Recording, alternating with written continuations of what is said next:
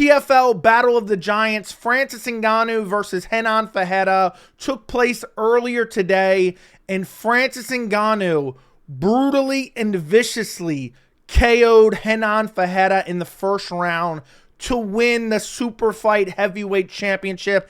And that Super Fight Heavyweight Championship is fine and dandy, but we all know what Francis Ngannou really did. He defended his lineal, undisputed, real heavyweight title of the world. He is the best heavyweight on planet Earth right now. And I knew this was coming already, but we've already seen some detractors. We've already seen some Dana White sycophants, some UFC shills already doing what they've done for the past 3 years. And that's move the goalpost on Francis Ngannou. And we'll talk about that a bit in this video. But I want to really start off with the fight, because Francis Ngannou took 3 years off. He had an ACL surgery. He fought in pro boxing. He got brutally KO'd by Anthony Joshua in his last fight in pro boxing. And he came back to MMA after a damn near 3-year layoff. And he made quick work of 6'8" Renan Ferreira, who's on a win streak, who's an absolute savage, who was decently well-rounded. He absolutely destroyed him. In this fight, on the feet, you had Ngannou throw some explosive shots, but on the feet, really, there was like 2 shots that landed. Ngannou landed a really good leg kick, and then Ferreira landed a really good leg kick. Then Ngannou pressed forward, shot in on a double leg takedown, took him down with ease, was in his guard, and Renan Ferreira starts throwing up a triangle. Dan Hardy's going crazy. Oh my God, stop the fight. I'm kidding. He didn't say stop the fight, but he's screaming, the triangle isn't even close. Isn't even close. He's kind of digging his feet in the cage. And Ngannou starts throwing hammer fists down as Ferreira's throwing up this triangle. Ngannou finally just gets completely out of danger. He was only 1% in danger. Completely out of danger. And Ferreira ends up basically giving up his back up against the fence. And he holds on to a little bit from there. And what people didn't see is there were shots close to the fence that you really couldn't see from the camera angle we were looking at. We saw it really well in the replay. That were coming up underneath the armpit of Renan Ferreira and were landing just savagely. And then Ngannou just starts smashing him with ground and pound. And to be honest, it was a brutally late stoppage. It was done. Ngannou had smashed him. It was back shots dead over and over and over again. And eventually Renan Ferreira was face down, completely KO'd. And finally, Big Dan Miragliotta decided to step in. You know what I mean? I really thought he had something against Renan Ferreira, how badly he let Francis Ngannou brutalize him. Now, I know there's a little bit of controversy, and this is what people are kind of already using to kind of delegitimize Francis Ngannou with the back of the head shots. I've seen people saying, back of the head shots, back of the head shots. In real time, I thought I saw one true back of the head shot. And it was right after he went basically face down, flatline KO'd. First off, the fight was over. He landed like 2 shots underneath the armpit, which is crazy. Ngannou, the amount of power that Ngannou can generate in a short distance is insane. And then he threw a bunch of left hands, ground and pound, as Ferreira's up against the fence. And it was already done right there. But as he started to collapse, there was one shot. It was the third to last shot that landed. That actually was back of the head. The other ones connected with the ear. They did look kind of back of the head, but if you know the rule, it's just a mohawk. The back of the head is ruled basically as a mohawk, the back center of the head where your head connects to your neck. There was one shot as the referee was jumping in, which is crazy because he started to jump in, but he let Ngannou throw 3 more shots or 2 more shots after this. He was stepping in right when this actual back of the head shot landed. Fight was already over. It was a mistake from Ngannou landing that one back of the head shots. He was already done. But I've already seen people acting like there was 10 back of the head shots or they were all back of the head shots. Simply not true. But again, just a way to delegitimize Francis Ngannou for the UFC, for Dana White, just to act as if Francis Ngannou isn't the best heavyweight in the world, which, by the way, he is the best heavyweight in the world, just so you guys know. But forget about the back of the head shots. We'll talk about that a little bit more later. Francis Ngannou went out there in his return and obliterated Renan Ferreira. And this was a performance that I know a lot of people, and again, I hate to keep talking about this, but a lot of people are going to try to diminish, and a lot of people are going to shit on. But if you look at the story of Francis Ngannou, again, being out for 3 years, ACL surgery, and then coming back from a KO loss in professional boxing against Anthony Joshua, Then you add in the fact that he lost his 15-month-old son. He was dealing with that in the post-fight. As soon as the finish happened, he was basically already crying in the cage.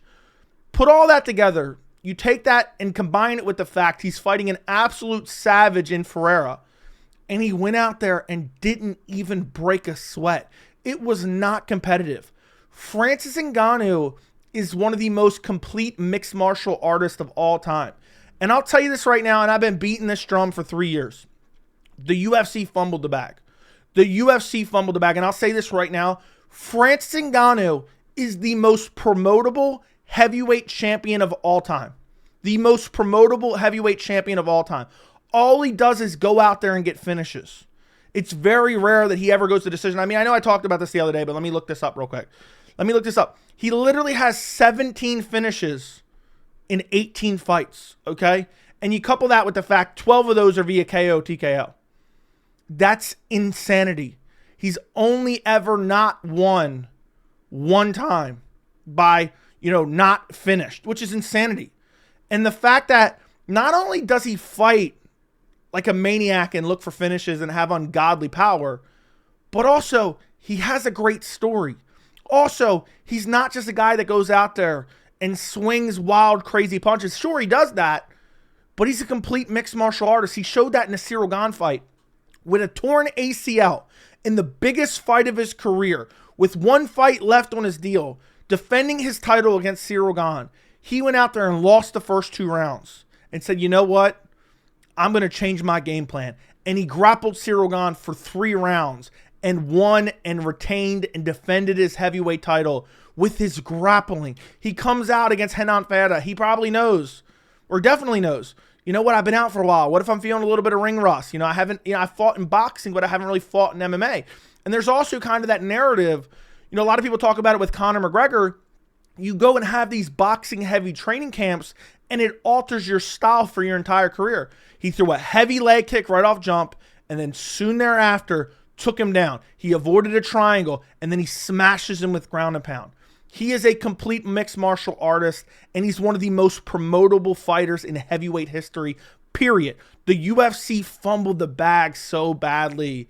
And there was a tweet posted earlier today, and if I find it, I'll put it on the screen. It was a picture of Jon Jones. It was a picture of Tom Aspinall. It was a picture of Francis Ngannou. And it said something along the lines of, we will never see any of these guys fight each other. And it broke me mentally. It broke me mentally because it's so true, man. It's so true. Think about that. Think about that. I would love to see Francis Ngannou versus Jon Jones.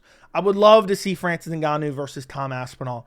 But unfortunately, the best the UFC has to offer us right now is Jon Jones versus the dead carcass of Stipe Miocic, who's been answering the phones at the fire department for 3.5 years. Okay, doesn't have a win in over 4 years. That's what they have to offer us in a couple weeks. And say what you will, because there's already a lot of people, not only the back of the head shots, there's already a lot of people talking about, oh, well, Francis just beat up a bum. It's a PFL bum. The narrative that PFL has nothing but bums is one of the dumbest narratives in all of MMA, okay? The UFC has a deeper talent pool. There's no doubt about that. But PFL has some quality fighters. And right now, their best heavyweight is Renan Ferreira. Renan Ferreira, say what you will about his skill set. I'm not sitting here and saying, oh, he would definitely win the heavyweight title in the UFC, because I don't think he would. But he would starch out probably half the top 10 of the UFC heavyweight division. I said this, and this has aged so well. When Francis left to go to PFL, people were like, who's Francis going to fight? And there's a lot of people saying that after this fight as well. Well, who's Francis going to fight? There's nobody for him to fight. Well, you know what? There's no one for him to fight at the UFC anyway. Because at this point, Jon Jones isn't fighting anyone. I guess he technically could fight Tom Aspinall. Tom Aspinall wouldn't duck him. So we'd have one big fight for him. I would love to see that get made.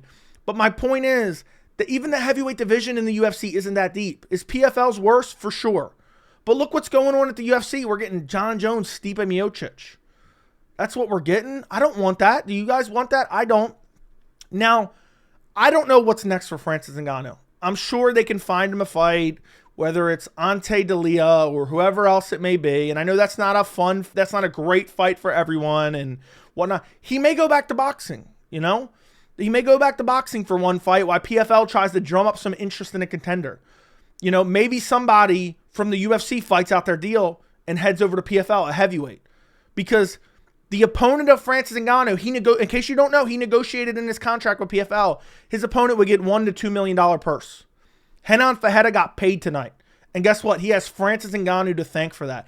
And by the way, when we're talking about hypothetical matchups, we're talking about Francis Ngannou versus Jon Jones. We're talking about Francis Ngannou versus Tom Aspinall. There's going to be people that also say, Francis wouldn't beat Jones. Francis wouldn't beat Tom Aspinall. There's no way. Look, I think Francis would starch out Tom Aspinall bad. Heavyweight, anything can happen. Okay? Anything can happen. Francis has got a granite chin. It's only ever been cracked by Anthony Joshua. Francis is super well-rounded, has excellent grappling, is getting better with each and every fight. Francis has ungodly power. The most power in the heavyweight division, period, in my opinion. I think he would starch out Tom Aspinall. I think Tom Aspinall is very good. I want to see Tom Aspinall fight Jon Jones. I think he's a bit overrated right now. And as far as the Jon Jones fight, every bone in my body tells me Francis Ngannou beats Jon Jones. But I am the biggest believer in Jon Jones in his skill set. Because every time Jon Jones gets the next toughest challenge, it's always Jon Jones rising to the occasion. I said it heading into the Ciryl Gane fight. A lot of people were saying Ciryl Gane was going to wreck him. I said, look, Jon Jones always rises to the occasion. I'm going to pick Jon Jones. I actually bet on Jon Jones. I very rarely bet. I'm not really a gambler. I bet on Jon Jones to win in the first 2 minutes against Ciryl Gane. Almost had it. It was off by like 5 seconds, which would have been insanity. But Jon Jones, I think, is the only guy that could beat Francis Ngannou. And right now, gun to my head, I'm picking Francis Ngannou. And I think I live. Because Francis Ngannou is a complete mixed martial artist. His power's ungodly. His strength is incredible. His grappling is improving every single fight. He has some submission threat for the heavyweight division. And I think he could go out there and brutalize Jon Jones. And ultimately, guess what? If you guys want to see that fight, the PFL would make it. PFL would have no problem making that. The UFC would never dare. They would never dare step to those waters. They would never book Jon Jones, Francis Ngannou in a cross promotion. And I don't blame them necessarily, but it would be a hell of a fight. And also, we have to take this into account. I believe Francis Ngannou only signed a 2-fight deal with PFL. He only signed a 2-fight deal with PFL. So one more fight, and he gets to renegotiate. His star power elevated tonight. PFL, I did a video about it. PFL didn't do a great job promoting this fight. They got to continue to improve. Tonight was a win for PFL. Because Francis Ngannou, as I said, I believe is the most promotable heavyweight right now, anywhere, any organization, okay? And the fact that he went out there and just flatlined Renan Ferreira, back shots dead. And then he had his emotional post-fight interview where he's talking about his son, Kobe, and I did this for Kobe, and, you know, I thought I was tough until I went through what I went through. I'm paraphrasing. I don't remember the exact words that he said, but something along those lines. A lot of people watched that and you said, you know what? I really like this guy. I really want to root for this guy. I talked about it going into this fight. How could you not root for Francis Ngannou? And all that parlayed into another fight, and I don't know what fight it's going to be. Again, I don't have one right now for you to serve up. I believe Ariel Helwani was saying maybe Deontay Wilder in boxing. Maybe they could lure Deontay Wilder over to MMA. If I'm Deontay Wilder after watching tonight, I'm like, hell no. Absolutely not. Imagine having Ngannou on top of you, just smashing you with ground and pound. I mean, those shots underneath the armpit were absolutely vicious. I wouldn't want it. By the way, if you want to know what Jon Jones had to say, real quick, I'll put it on the screen. What an amazing job Francis did tonight. Displayed a complete MMA game. Great kicks, great takedowns. It feels good to see him shine. Wow, congratulations, champ. I see you.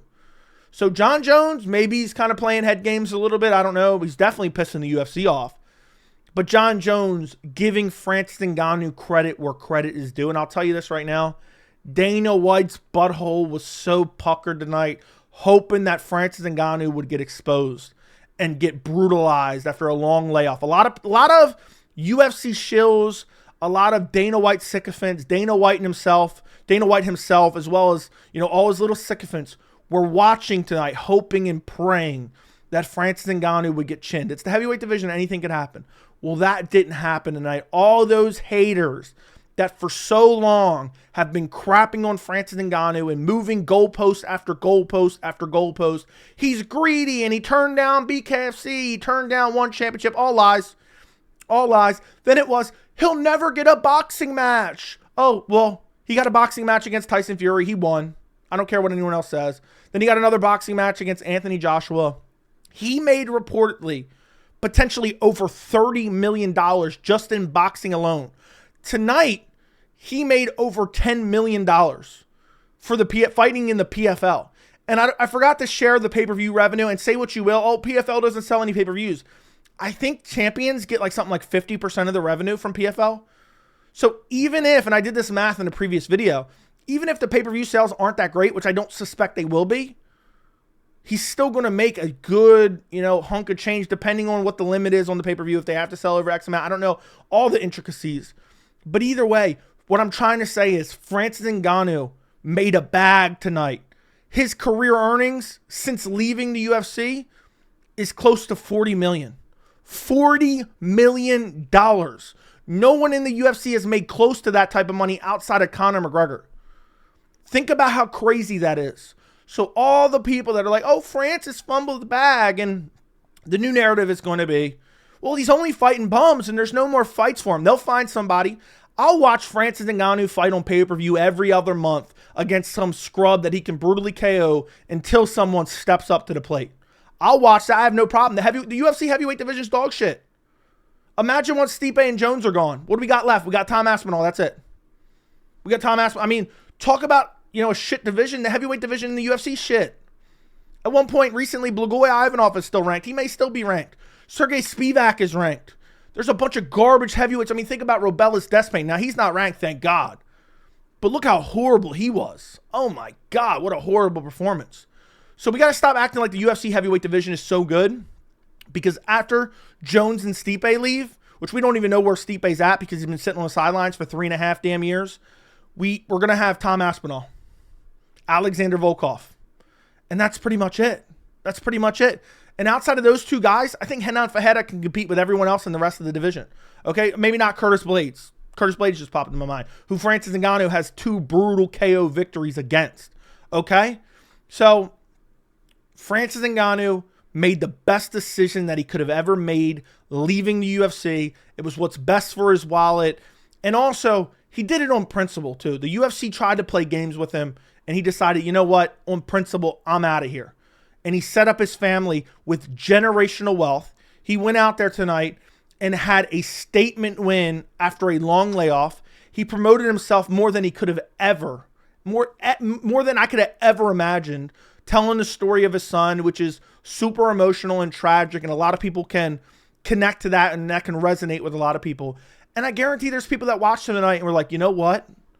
Francis Ngannou's a freak. And you know what? The door's still open. Cross promotion. I never think the UFC is going to do that, but you never know. And also, 2 fights left, or 1 fight left on his PFL deal, from what I remember. He could fight out that deal. Imagine if he goes out there and KOs. Let's say he has a boxing match, he wins, comes back to PFL, gets another KO win against whoever, Joe Schmo, whoever you want to say.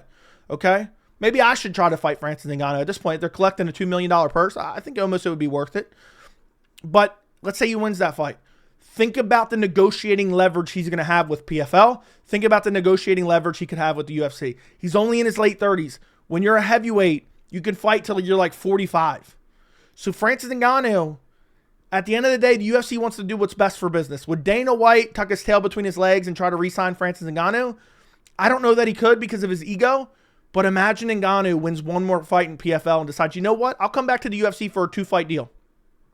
Give me what I want. I want a 2-fight deal, and I want Jon Jones. That is so big, I think the UFC would have to make it.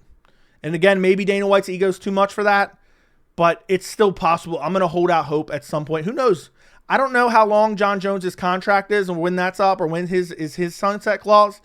Imagine if Jon Jones is somehow able to leave the UFC in the next 2 years. He retires after the Stipe fight, sits out for a 1.5 years, comes back after his sunset clause expires, and somehow fights Francis Ngannou. That's the biggest fight in heavyweight history. So there's a lot of potential options. We don't really know what's going to happen tonight.